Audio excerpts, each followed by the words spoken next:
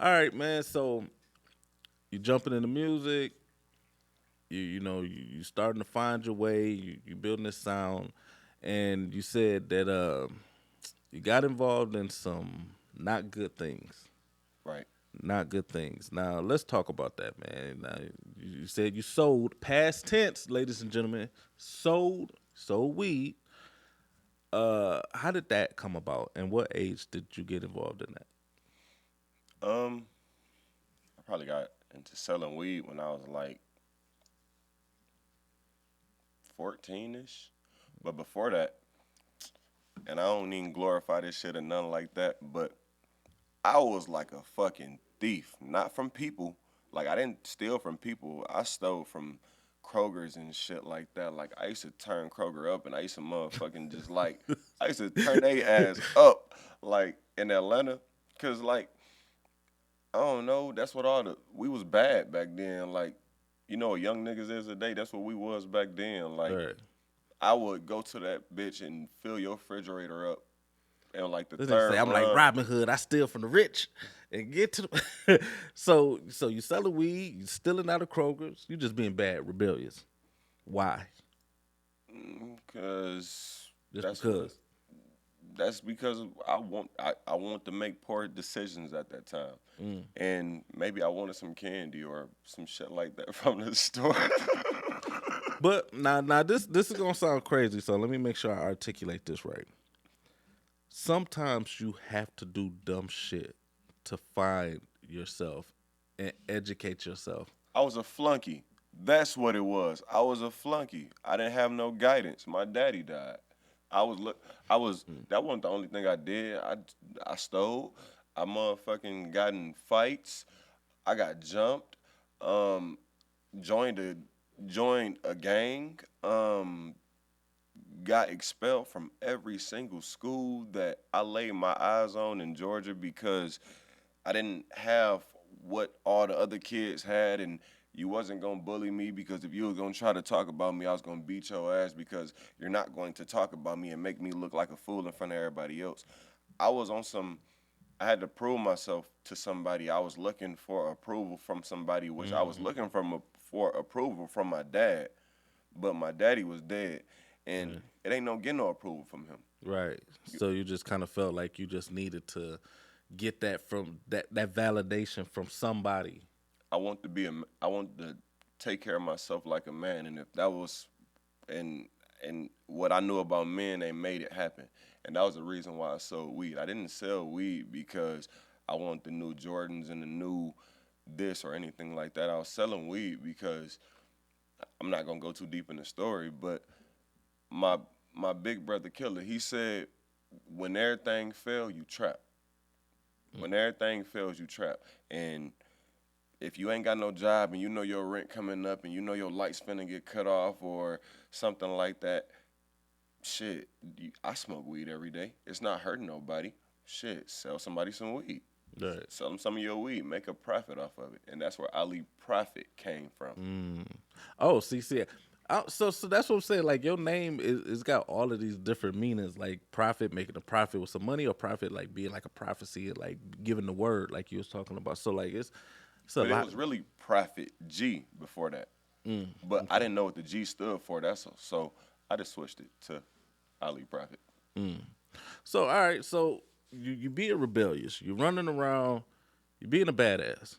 You know, what was the consequences of that? Let's talk about what happens after you're being this person. You're selling weed, you're stealing, you're fighting, and then what trouble came with that? Um, Really nothing for real, for real. Like I don't know what I did so good, but I didn't catch a. I didn't. Well, I ain't gonna say I did it good at all. I didn't catch no cases when I was a kid. I was good at what I did. Like So when did you catch your cases? Because you said you. I caught my first case when I was 23, and I caught my last case when I was 25 or 26. All right, so let's talk about that first case if you don't mind. I don't care. How did that? What was that, and how did that come about? Um, a person called me an N word, and I punched him in his face. He dropped. He dropped, and the police, like, I was in Midland, like 12 police officers came with their gun. Get on the ground, get on the fucking ground, da da da da. And I'm like, I'm getting on the ground. Don't shoot, don't shoot. And da da da da. I was being sarcastic. They took me to the Western. They took me to the police car. They asked me about the gun I had. It was registered in my name, but how I had it, it was together. I only had it registered. I didn't have a CPL or anything like. You know what I mean? Right. So they said that I was trying to, in a way, trying to hide a concealed weapon. Well, yeah, if you ain't got your CPL or whatever, you have to have it in the state of Michigan. But I You didn't even have it on me. It was in my car. They said that the reason why the other guy didn't go to jail because my hit connected, even though he swung first. Like, I would have never hit him if he would have never swung at me. So was that your first time in trouble with the law? That was my first official time. First official time? No, not really. I got in trouble in Georgia, but they scratched it off. They didn't care. Really, that was for some stupid shit. That was on some flunky shit too, but I say it was some real nigga shit though. My dog, he had a scale up on him. In Georgia, if you get caught with a scale on you, you probably finna do some time. A scale? Yeah. Like a digi scale? Or like digital scale with the paraphernalia and all that shit up on it? Oh, but yeah, if it got paraphernalia, yeah, but So, he had it up on him and stuff like that, and his female, they was up into it and shit like that, and I was like, and he was like, he told me to come here, he was like, bro, come here, bro. I was like, what's up? He was like, bro, I got my scale on me. I was like, damn, bro, what the fuck? So I distracted the police. Man, y'all ain't nothing but some motherfucking da-da-da-da-da-da. And then it was like, you have the right. So they put me in handcuffs, and he had got his scale off, and they took him to jail. We went to jail together. He motherfucking about 6'8". I'm 6'5". We had to sit up in the same car together and shit like that, but they threw it off my record. It was dumb. Like I said, it was some flunky shit, but in a way, I feel like it was some real shit too. I wouldn't take it back.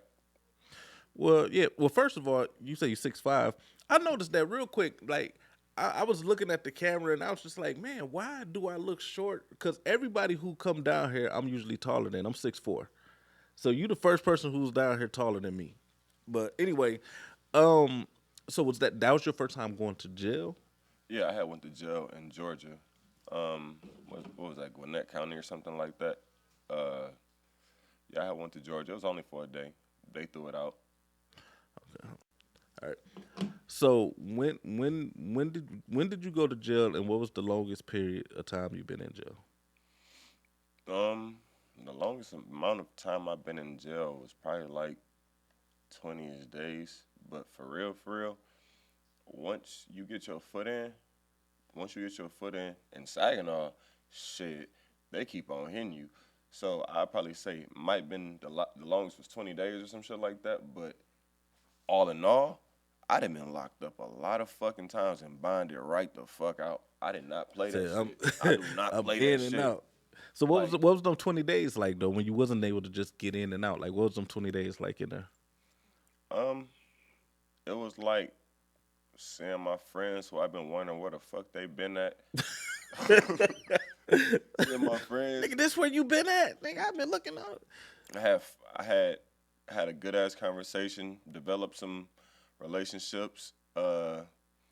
Like my dog Quamo, rest in peace, him.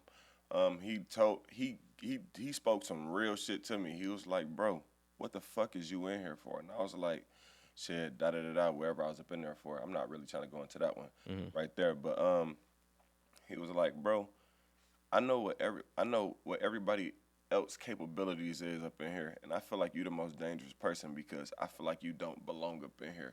So do me a favor, bro. Don't ever come here ever again, bro. I know what my karma is. I know what this person karma's is and this one. I know what these people do. But you got a brain. Don't come here no more. Right. And I try to keep that. And I'm still living, so I'm going to say I tried to keep that promise to him. And my dog just died earlier this year. Mm-hmm. Rest in peace, Quay. Yeah, man, that shit crazy. You know what I'm saying? But hey, man, that's what life is about, man. It's about, like I said, you have to go through all the bullshit to make you the person who you are. You got to learn. Like, it's cool to go through. It's cool to go through bullshit as long as you learn from it. You know, opposed to keep just making the same mistakes. You know what I'm saying? Keep doing dumb shit, but like as long as you learning something from it, it's okay to make mistakes. You know what I'm saying? To make you better. Now, you made a post, and the post was something like, I don't want to sound soft, but when you holding your kids in your arms, you know what I'm saying. So you got kids. Talk to me about that. Like, what is fatherhood like for you? How many kids you got, first of all? I got 5. Damn. Ah. I say I got 4. I got 4. 2 boys, 2 girls. So I get it. But okay, you got 5. Okay. What is fatherhood like for Rockout? It's everything. Like, honestly, I feel so weird if I don't see my kids on the day that I'm supposed to see my kids. Like, since they were born, since like if we split up or whatever, everything was like the same. Like before they was in school, Wednesday, Thursday, Friday, every single week. I never skipped out on a week or nothing like that. Then when they got older and started going to school and stuff like that, and Friday, Saturday, Sunday, I keep my kids, or even if I stay close enough to the school, I keep my kids. I love my kids, and I feel like every time I get mad, I think about my kids because I know I can't crash out because of my kids. I know that those cases that I was catching before and all that shit, I don't need to do none of that shit no more. Don't even put yourself. Predicaments don't happen if you don't put yourself in it. Right.